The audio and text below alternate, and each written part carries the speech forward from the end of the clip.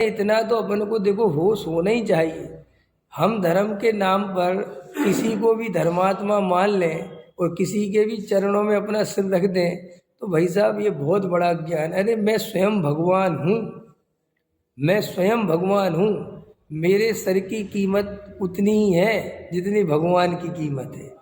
समझ में? मैं अपना सर कहीं भी नहीं रख सकता, लेकिन हम अपने को इतना दीनहीन अनुभव करते हैं, चाहे जिसके सामने झुक जाते हैं, चाहे जिसको नमस्कार कर देते हैं। हमें यही नहीं पता कि त्यागी वृत्ति ब्रह्मचारी की कौन सी भूमिका में उनके पैर छूने चाहिए, कौन से नहीं छूने चाहिए। ब्रह्मचारी जी 40 साल के हैं और एक व्यक्ति 60 साल का है, उनके बाप की उम्र का है, वो पैर छू रहा है और वे आशीर्वाद दे रहे हैं। समझ में आया कि नहीं आया है?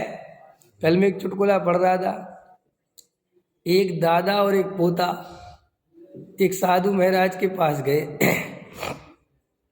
तो दादा, वो साधु महाराज बोले उसके दादा से, पोते के दादा से बोले, आओ बच्चा, बैठो बच्चा। समझ में आया कि नहीं आया?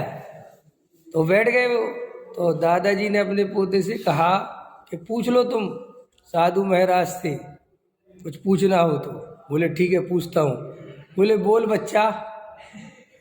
समझ में आया क्या बोला वो पोता? बोल बच्चा, मेरा एक प्रश्न जवाब देगा। उन्होंने कहा पागल है क्या, साधु महाराज से ऐसे बोलता है? तो बोले जब तू मेरे बाबा को, जो तेरे बाप की उम्र के हैं, उसे बच्चा बोल सकता है तो मैं तुझे बच्चा नहीं बोल सकता। ख्याल में है कि नहीं आया है? तो कौन से आधार पे ने बच्चा बोलता है? कौन सा पद है?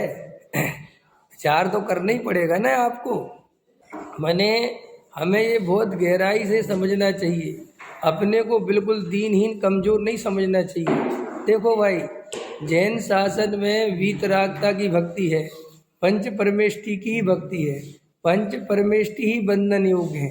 बाकी के जो ब्रह्मचारी नीचे के लोग बंधन योग्य नहीं है, ये तो अभी रागी है, अभी तो उनके सराग संयम है। समझ में आया? अभी तो जो गृहस्थ ही हैं, भले ही वो बिना ही सोचे समझे गृहस्थपना छोड़ दिया है, लेकिन वो भी भूमि का उस रूप नहीं है कि हमको उनको मुनिराज जैसा नमस्कार करें। समझ में आया? लेकिन अपन को तो क्या है, बस नमस्कार करना है, किसी को गुरु महाराज मानना है, किसी के चरणों में, क्योंकि अपन को झुके बिना चैन ही नहीं पड़ती। अपन को ऐसा लगता है कोई ना कोई तो अपना बाप बना ही लो। समझ में आया कि नहीं आया है? क्यों बनाना? तुम स्वयं में परिपूर्ण नहीं हो गया? तुम अपने आप को इतना दीनहीन क्यों समझते हो? क्यों किसी के पीछे पड़ना? अरे भाई, वस्तु स्वरूप समझो।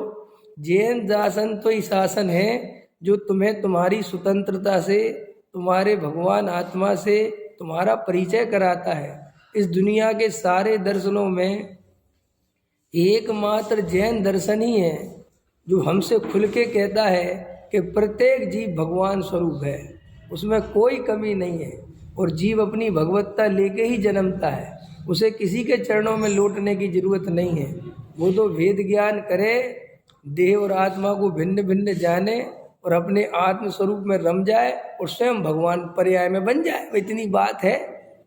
ऐसा उपकारी का उपकार मानना कि नहीं मानना, भाई ये उपकारी का उपकार यही है कि उनकी जो आज्ञा है, उनने जो वस्तु स्वरूप बताया है, उसकी श्रद्धा पूर्वक उसको अंगीकार करना और उस मार्ग पे चलना, यही उनका उपकार है। बस इससे ज़्यादा हमारे यहाँ कोई ऐसा नहीं है कि हम गुरु के चरण पकड़ के बैठे रहें, भगवान के चरणों में बैठे रहें। ये तो बहुत स्थूल है, ये सब व्यवहार है, ये सब बहुत स्थूल है।